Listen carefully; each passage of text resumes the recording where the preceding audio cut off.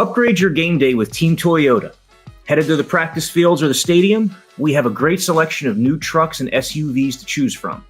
And with our lineup of over 200 certified used Toyotas, you can find the right fit for you or for your budget. 75 used cars under $20K. Don't get stuck on the sidelines. Our service centers are here to get you back on the road in no time. Visit one of our 3 locations in Princeton, Langhorne, or Glen Mills, or online at teamtoyota.net.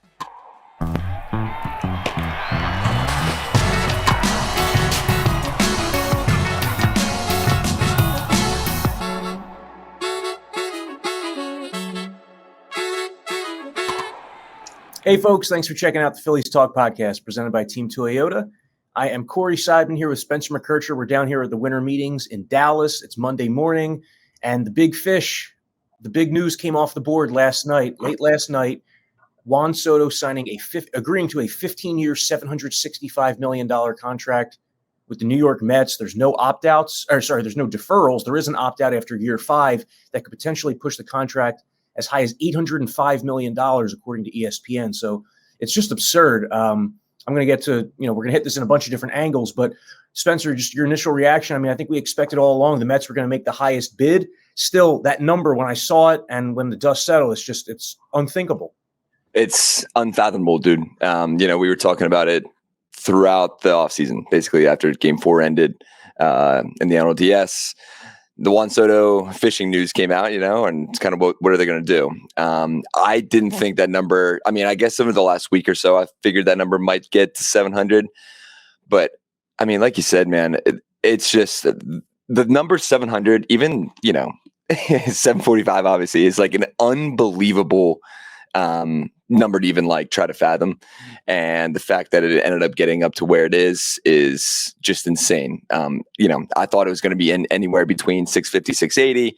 And I know you mentioned, dude, we saw the Ohtani money last offseason, but that being all deferred, this is completely different. None of this is deferred. You have the 5th-year opt-out, then it can get up to 800 million, which again is just numbers that you don't even think of. And, they were talking about, owners in the NFL that, Robert Kraft bought the Patriots for $272 million. Like, this is not even anywhere near that. So I guess I'm happy for Juan, happy for Mets fans if that's a thing. But yeah, man, it's crazy. And it happened as soon as we landed down here in Dallas. So obviously the winter meeting's off to a huge start. Yeah. So the big difference between the Soto and the Ohtani contract is that Soto has no money deferred. So like the present day value of Ohtani's $700 million contract is closer to like $450 million, whereas Soto's is legitimately $765 million. And that's because, Steve Cohen, the Mets owner, is worth over $20 billion. So all along, this was going to be an intense bidding war between some of the richest teams in baseball: Mets, Yankees, Red Sox, Dodgers, Blue Jays were also in it.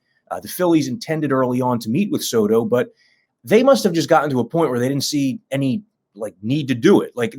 It was clear that it was going to take that exorbitant salary. And really, I mean, I wrote this last night, but even if you offered Juan Soto $650 million, you would have been wasting your time. And that's just ludicrous because, prior to last offseason, when Ohtani signed that fake $700 million contract, there had never been anything above $426.5 million. That's Mike Trout's extension, 12 years, $426.5 million. The richest free agent contract was Aaron Judge, 9 years, $360 million. So it's like baseball just entirely skipped over the 500 millions, the 600 millions, got all the way up to 765. My thought last night was, how far are we from a 20-year, $1 billion player? I mean, I remember I had this same sort of reaction when the first $300 million contract started coming out. I remember when Clayton Kershaw signed his $300 million extension, feeling the same way. Wow, it's gotten to 300. And now here we are 5-6 years later, and it's gotten to the $700 million range. My other thought last night, and again, this wasn't his priority, but if Bryce Harper did have an opt-out in his contract at any point over the last 3 or 4 years, just imagine what he would have gotten on the open market.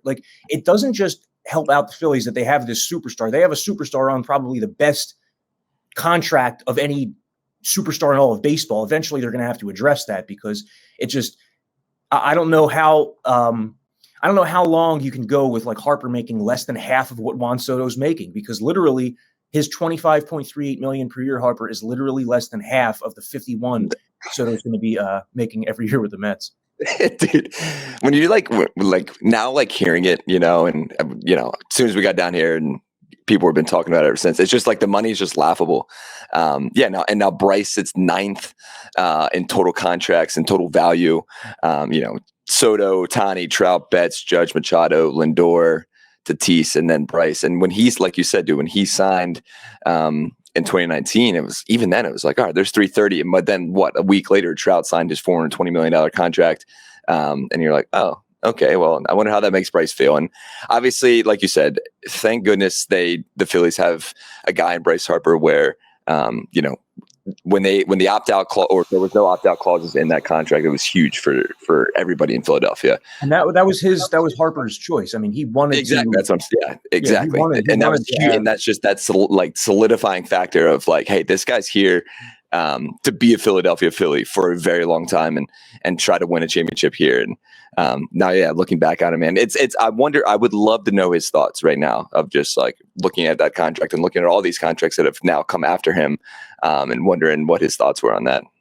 Yeah, well, I mean, players have different priorities. Harper's priority was he wanted to be in one place. He wanted to establish himself in one place. He didn't have to answer questions every year, every month about his future. He dealt with that in Washington when he was asked all the time about, you're going to end up with the Yankees, you're going to go to a big market team. And, Soto prioritized getting every last dollar, and there's nothing wrong with that. I mean, he put himself in position to earn this amount of money, and I'm sure that his fellow players, a lot of them are grateful, because anytime a giant contract like this is signed, it pushes everything forward for the next guy up. Now, a contract like this is only going to ever apply to like the top 0.0001% of players, but still it pushes things forward the way that when Alex Rodriguez signed that $252 million contract 20 years ago at the winter meetings, it pushed the game forward from a salary perspective.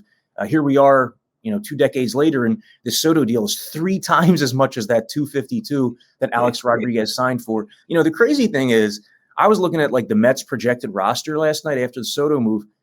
I know that the Mets had a great postseason. They ended the Phillies run, and they were the better team by far. They were a much better team than the Phillies down the stretch last year. But you look at that roster right now, that's not like a slam dunk 100-win team. Offensively, they have Lindor, Nimmo, Vientos, and Soto, and then a bunch of question marks after that. If they re-sign Pete Alonso, it will go a long way, because they can move Vientos back to third base. All of a sudden, you're slotting Alonso back into the cleanup spot. But then you look at the rotation. It's a rotation where your best starter is probably like a number 3, a number 2, I guess Senga's healthy. So just because they signed Soto doesn't mean that they're like the World Series favorite by any means. This is still going to be a pretty intense 3-team NL East race. But, I mean, Steve Cohen's money just totally changes the landscape of this stuff. And I guess now everybody starts to move on to the best players that are left. The Soto's off the board. Now this market should start moving. Yeah, exactly. And we kind of said last week on last week's pod, if once the Soto news comes down, I think the floodgates are going to open, and I think you and I are going to have a lot of fun down here in Dallas over the next 3 days on news breaking. And the only other outfielders to sign since then are Conforto, who signed yesterday as well with the Dodgers for 1 year, $17 million, and then O'Neill, who we both talked about as a potential for a fill, but he goes to the Orioles for 3 years for $49.5 million. So the outfield market is obviously there. Teoscar, Santander, Profar, they're all still available. Because now I think the question becomes, what are the Phillies going to do? Obviously, but when you kind of mentioned the Mets there too, I was looking at like the projected lineup, and they had Vientos at first, Brett Beatty at third, and I'm looking at it, I'm like, okay, like the top 2, obviously, even the top 3 or 4 are solid players with Lindor, Soto, obviously that's unreal, top 2, but man, and Jeff Passan last night on ESPN with Scott Van Pelt was like, he heard that Soto felt that there was a brighter future with the Mets more than the Yankees. And I think that speaks volumes to... I don't buy any of that crap. To me, that's just all crap. That's the stuff that comes out anytime a player signs somewhere. He took the most money. I don't buy into any of this was the brighter future, that was the brighter future. He took the most money. The Yankees also reportedly offered $760 million. But I think that the difference probably was that the Mets offered more, and they offered the incentives to push it $40 million higher, and the opt-out. Like, who knows if the Yankees were including all of that. But when I start to see that he chose this team, it's just like I roll my eyes, I cringe. And I have to close Twitter, because that to me is just like catnip for fans. That's just like the reporters know that, like, it's just absolute. The fans are going to eat it up if they hear it. Oh, he chose my team. He chose my team. Because the future's better. But no, like, I think that, the Yankees and Mets, if anything, have equal futures. Maybe I guess Steve Cohen has more money, so you can say that. But like, he took the most money, and there's nothing wrong with that. That's okay. Correct. Guys can take the most money. Exactly. And they still, I mean, and that's the thing. The Yankees still offered 760. Like, it's not, it's not like they lowballed like crazy. They offered $5 million less. But now it's going to be fun to see what the Yankees do with that money. Fried, Burns, they need pitching, but we're not a Yankees pod and all that stuff. So we'll get to what the Phillies need to do here coming up, because obviously the NL East and the National League in general are going to get better here. Yeah, and I'm not saying that sometimes players don't choose teams or prefer teams. Just like in this particular situation, I think it's money. Misread for anybody to look at this and think that money was not the determining factor for Juan Soto. It was clearly the determining factor. He is like exactly the type of client Scott Boras would want, a guy who's just out there trying to maximize the money, and good for him, good for Boras. Yeah. And you saw the IG video last night, right? With him celebrating. It was like his brother posted like an Instagram story of him like going nuts in a pool and them spraying him with beers, right? It was like, also a $75 million signing bonus. So he gets that right up front too. But, he's like in a hot tub, like on a rooftop. It's like, I would probably be, I don't know what I would do if I'd signed a $765 million contract, dude. Well, so the Phillies now have to deal with him for at least a decade, you'd think. The contract's 15 years. He can opt out after year 5, but the Mets can, abort that opt out if they add money to the contract, which tells you he's probably going to be there longer, but we'll see.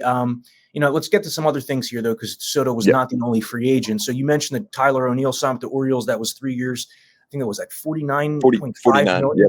Yeah, so a little over $16 million a year. Blake Trinan, the reliever, re-signed with the Dodgers, 2 years, $22 million. Clay Holmes also signed with the Mets, 3 years, $39 million. The Mets intend to use him as a starting pitcher, but despite that, the Holmes contract kind of spells out what that top end of relievers might be, getting this offseason. 3 years, $39 million, $13 million a year. That's what he probably would have gotten if he was going to be a reliever. It's not like he got any more or any less because the Mets intend to use him as a starter. So I look at that 339 as kind of like a template for Jeff Hoffman, for Carlos Estevez. Tanner Scott, I mean, he might be better than both of them. I don't know. It's hard to like evaluate them. He's been so good the last 2 seasons, but so has Hoffman. I could see one of those guys maybe holding out for like a 4-year deal in that $13 million a year range, maybe get to like $40 or $50 million. But that is kind of providing a little baseline for the relief market. And then I would think that O'Neill's deal, 3 years, 49, kind of tells you what, maybe someone like Jurickson Profar might be in line for. The Teoscar Hernandez and Santander contracts you'd figure would be a little different just because, they've been healthier and probably equal, if not better than O'Neill. But the Phillies are also, we've been saying all along that their additions may come via trade. They might not be looking to sign one of these guys because their internal evaluations might have outfielders currently under contract by other teams as substantially better fits than a Hernandez, a Santander. You also have to consider the qualifying offer component of this all. Hernandez and Santander were both extended qualifying offers by their past teams, which means that if the Phillies or any other team signs them, they're going to be stripped of a high draft pick, which obviously you don't want to do either. That could be the difference between, drafting a guy like Aiden Miller or not getting the chance to draft a guy like Aiden Miller. So when you hear about those things, the loss of a draft pick, they sound kind of abstract, but when you put like an actual player behind it, you see that like there's value, there's meaning. It's not just the financial penalty. There are other penalties too as signing a guy like that. Exactly. And and with a guy like Teoscar and a guy like Santander, we both said Teoscar would be unreal. But now it is so interesting to think about his market, right? He signed the 1-year deal last year, won a World Series championship with the Dodgers, won the home run derby, he was so good with them all year. And now obviously looking for that long-term deal. And if you're the Yankees, if you're the Blue Jays, if you're even the Red Sox now, you guys missed out on Soto. And it's like, all right, well, an all-star caliber player is still out there.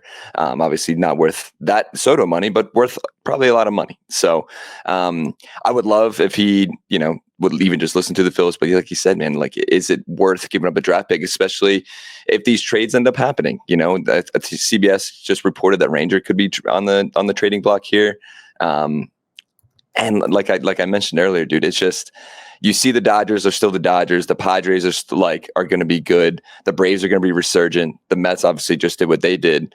If you're Dombo this week, I don't think it's time to sit in your hands right now, right? It's time to figure out where you want to send this money and what the trade market looks like. And if you're Santander, if you're Hernandez, even if you're Profar, I think the Phillies are going to be hopefully interested in one of those three just to kind of improve this outfielder. But like you said, the trade value and the trade market is still wide open. There hasn't been anything at all yet. So we'll see. Yeah, I'd be surprised if the Phillies came away from this week without making any additions. I'm not saying that they're going to get like all their work done this week. Who knows? But like there might be more progress made on trade talks. They might have a better idea when they leave of what certain teams want or would be willing to part with. I think ideally they get things done here this week when you have everybody in the same location. But one of the parts of this, like we've talked all offseason about how like the outfield market, it's not flush. It doesn't have exactly what you need. Like there's no center fielders on it. Right. And, in just looking at different ways that the Phillies could be creative, a word they've used this offseason, try to improve offensively. I don't know if this is going to happen. I don't know how realistic it is. I would expect it's not going to happen. But man, if they could move Bryce Harper back to the outfield, that would open up a world of possibilities. If they could move Bryce Harper back to, right field or even left field, where there's less space at Citizens Bank Park, and sign like a Christian Walker, an elite defensive first baseman who can pop 35 homers and take his walks, like that would be improvement. I don't know if that's worthwhile for the Phillies. I would expect not, because Harper's dealt with back injuries over the years, and he was dealing with those back injuries while he was playing the outfield. So they probably would rather keep the face of their franchise, a guy they have locked up for so many years, at a position where he can stay healthy. But it's the difference between having an outfielder and a first baseman, really. Like the first base market, you could have gone after Walker, you could have gone after Pete Alonso. Not saying you can't now, but if there was that flexibility, it would have given the Phillies more options. And I'm not totally ruling it out. The signs don't point toward it. And then, everybody's been talking about Alex Bregman because he's the number 2 position player free agent after Juan Soto, plays third base, a position where the Phillies might be shopping Alec Bohm, could end up trading him. I would expect that Bregman's going to get $200 million or more because Willy Adames signed for $182 million with the Giants. He is a far less accomplished player. So if I'm Alex Bregman, I see that, I want $250. Exactly. And well, going back to Bryce real quick, I think it's funny that like that's now starting to become a topic point, because I feel like the message that was kind of sent even last year when Bryce moved, and everyone was saying he was a great first baseman, obviously a Gold Glove finalist, didn't win it. Christian Walker did end up winning it. It was like, is there a chance that he can move back to the outfield? But now it was kind of like, oh no, this is where he wants to be last year. But now it's almost like if you send him back to right field, like you said, you bring in a Philly guy and Christian Walker, Pete Alonso's out there. There's a lot of different options. Goldschmidt is potential out there. So that's such an interesting way to look at things, especially with Bryce in the elbow. But it would be great. The elbow too. I mentioned that, but yeah, the elbow too. It's a good point. There's so much more throwing associated with the outfield. It also would make you a far worse outfield defense because you'd have Harper and Castellanos in the corners with Brandon Marsh in center. So you'd be pretty much like average at best at each outfield position. Because like, as we talk about, Marsh's defensive value is so much higher in a corner than it is in center. And then you'd have, 2 average defensive outfielders in the corner. So wouldn't be ideal from a defensive perspective. Right. And I think you and I've seen all season, Bryce has put so much effort into playing first base. He's out there every day. In spring training, dude, he was out there in the mornings and afternoons and even post workouts, like we're just working and working. I feel like he wouldn't put that much work into, I mean, he's one of those guys that will put as much work in to be the best player possible. But also, I don't know if he would put in that much work if he didn't stay there for the rest of his career. In my opinion, I think he stays in first, maybe for the rest of his career, but we'll see. In terms of Bregman, dude, when that Adames news broke, I feel like that was like the most Giants signing of all time, right? Like it was kind of like, yep, here, let's throw a lot of money on a good player, not a great player in Adames, but that set the market for these infielders. And I know, we were hearing, towards the end of the season that Bregman could be looking at that $5 to $150 a year, $30 million a year. But now, like you said, man, I think that kind of bumps up everything. And Bregman going into his year 30 season, and do you go like 8-9 years for Bregman, send him to his 39 year season and offer him like 220? I think that's what he's probably going to be looking for. Now, if you're the Phillies, is that worth it to send a player coming into his year 30 season? Even a 6-7 year deal of $200+ million. I mean, I don't know if I would do that. Bregman's been great, but I feel like the trade options are almost better in terms of signing Alex Bregman to a huge deal where you already have multiple, 9-figure contracts on the books. Yeah, I would agree with that. I mean, it depends on what you'd be able to get in trade. Like ideally, you'd be able to get a bigger difference maker than Alex Bregman, but he's 31. He's going to be 31 when next season starts. So if you sign him like a 7-year deal, let's take him to his late 30s. That's what I'm saying. Like I could see like 7 years, 210 million, something in that range, 6 for 180. I think you just said that, but like I have never personally, and I'm saying this historically, not just this year, like I have never been convinced that Alex Bregman is this like superstar offensive player. He had one humongous offensive season.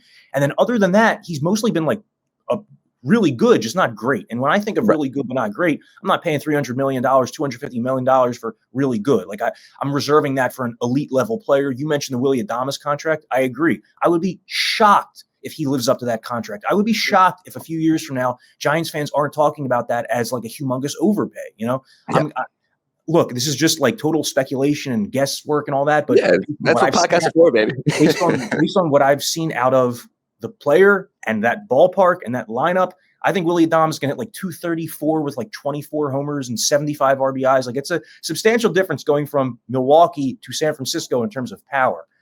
Correct. And he was protected more in Milwaukee too, right? Like, I mean, the Giants are decent. That lineup's decent, but I think like Milwaukee had way more protection around him. I love when a move happens and MLB Network puts out like the graphic of here's what their lineup looks like, and the lineup still stinks. You put out the Giants lineup, it still stinks. Okay, here's the Giants 4A lineup with Willie Adames in the cleanup spot. That's literally what it is. But, Correct. Yeah, but no, I agree that like in terms of the 9-figure contracts, like if Alex Bregman wanted $250 million, you might be able to easier identify the guy who's worth that by trading for him and getting him in your building. And then, you know, the difference also with Bregman is like if you sign him, that forces you to trade Alec Bohm. It doesn't just like, okay, you can shop Alec Bohm, and if the right offer materializes, you trade him. Then that forces you to trade him. So other teams know you don't have leverage. So now you're not getting 100 cents on the dollar. And Bohm's too good of a player to give away for anything less than full value. Also, imagine how Alec Bohm feels this offseason. Oh, just dude, all this stuff about himself. Like, I'm sure that people from the Phillies have probably reached out to him and reinforced, like, hey, we really like you.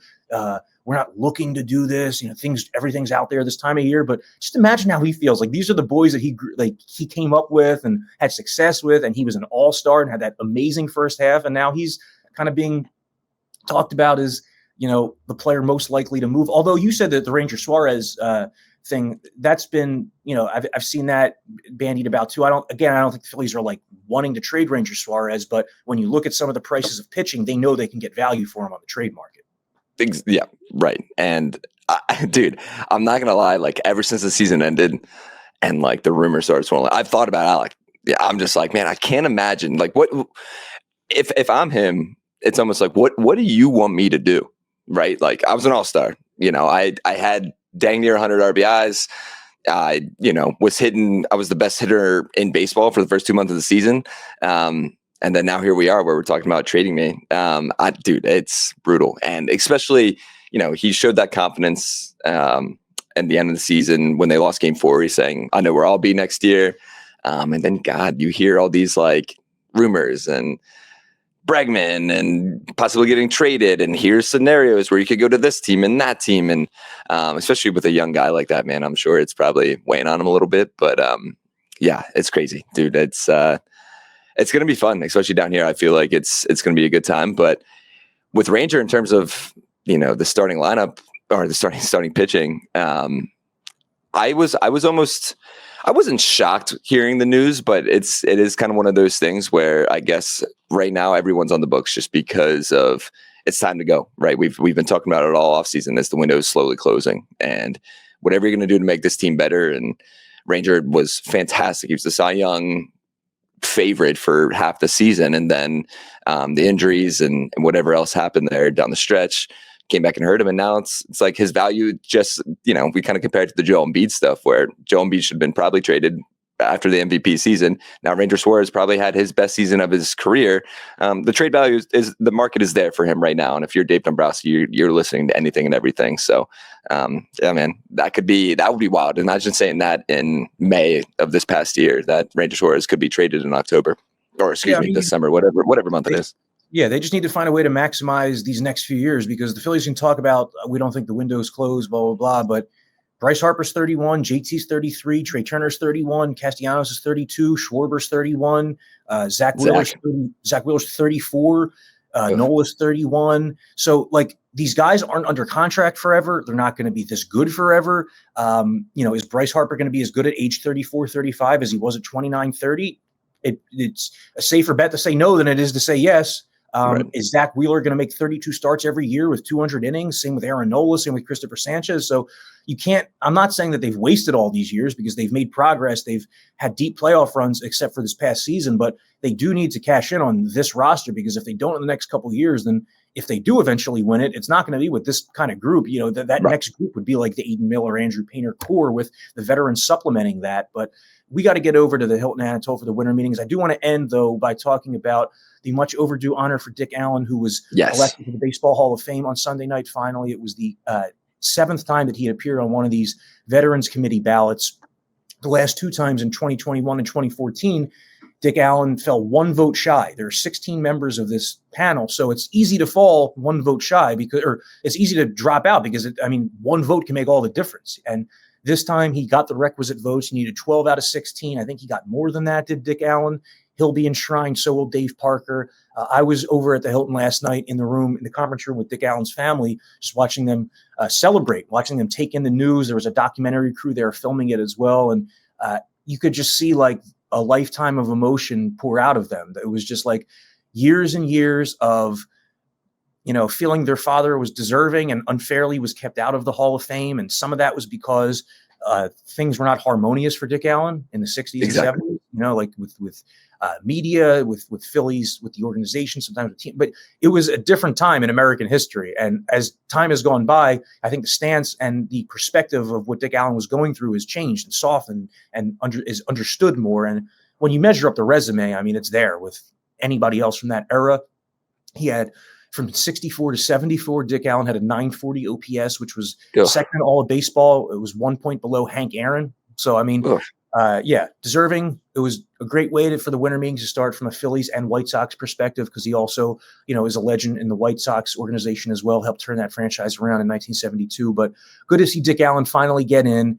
Deserved it decades ago when he was still alive to experience it. But, you could see last night that even though he wasn't there, that it still meant the world to his family and was still, the honor it should have been to his family. And so now this summer, you'll probably hear a speech in Cooperstown by his son, Richard. So the Phillies retired Dick Allen's number 4 years ago. And at the time, he was not a Hall of Famer. The only player to have his number retired by the Phillies that wasn't. Well, now he is.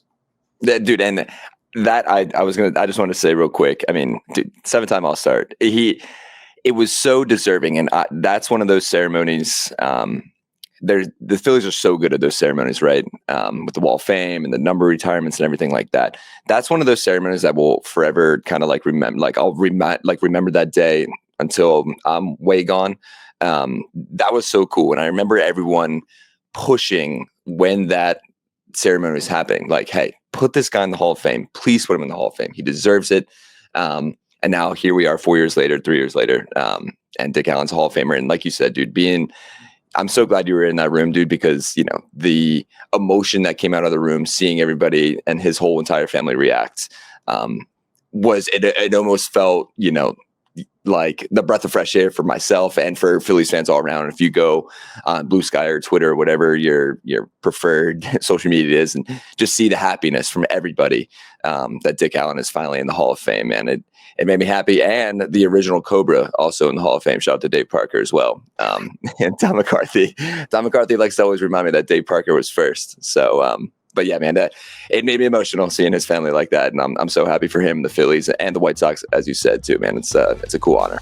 All right. Well, Spence and I will be here with some daily podcast meetings. So the new Cobra and myself will be keeping you apprised of all the relevant Phillies details. So be sure to stay tuned to the Phillies Talk podcast next couple of days on YouTube and on Apple Podcasts or wherever you listen. So thanks for checking us out. Catch you soon.